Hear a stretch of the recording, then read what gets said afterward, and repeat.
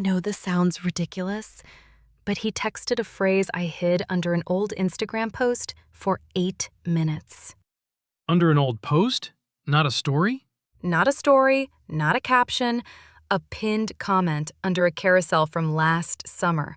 Nobody had a reason to open it. And this is the Hinge guy? Miles. One really good first date. One second date he canceled because work got weird. Then 3 weeks of almost no contact. Almost no contact is such a cursed category. It is worse than no contact, because he still existed around the edges. He watched one coffee story at 9:18, but he did not like it. He did not reply. He did not even send the little laughing reaction. So your brain started doing unpaid detective work. My brain and my friend Kat.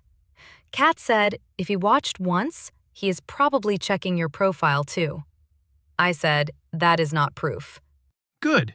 It is not proof. Then I did something stupid.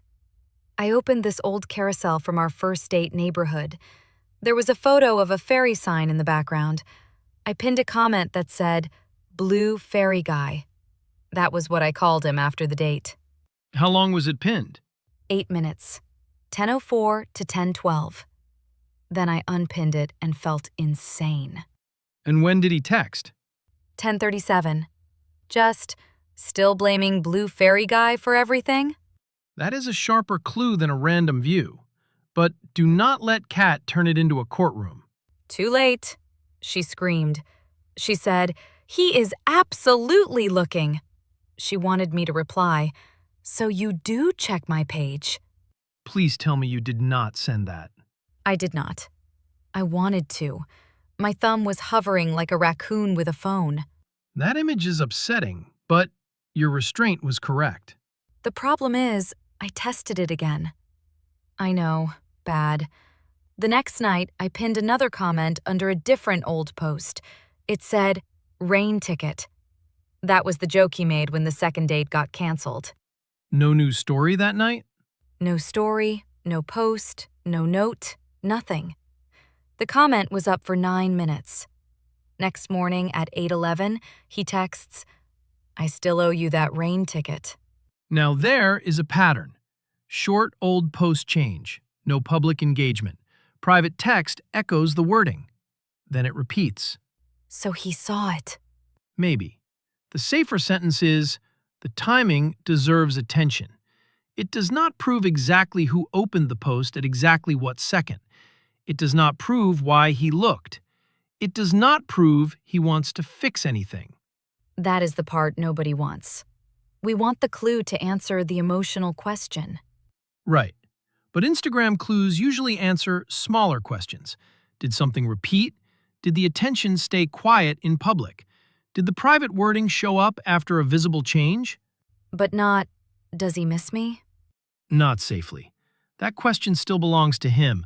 And honestly, if he can quote the joke, he can also use words like, I want to see you again. Kat said I should bait one more reaction. That is how you turn curiosity into a little slot machine. You change a detail, wait for a hit, then feel worse because the hit is not a conversation. So what should I have done? Write down the 2 windows. Stop editing the old posts. Then decide whether you want clarity or just evidence that he is curious. That is mean because it is accurate. Curiosity is cheap. Clarity costs effort. If he sends a private joke but never asks to meet, that is information too. So the pattern can be real and still not be enough. Exactly. A signal can calm you down. It should not make you chase harder. I ended up texting one clean line. I said, you mentioned 2 phrases from old posts. Were you trying to restart the conversation? Good. Painfully normal. He waited 6 hours and said, I do not know. I just missed the joke. There it is. There what is?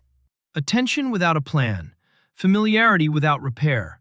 He might have been circling the door, but he still did not knock. That hurt more than the silence.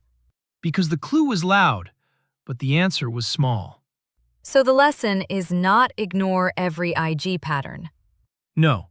Notice the pattern, respect the boundary, then judge the person by what they do when asked directly. And if they dodge it? Then the empty reply box is the answer. Do not build a relationship out of 8-minute comments and almost texts. Attention is not repair. And curiosity is not commitment.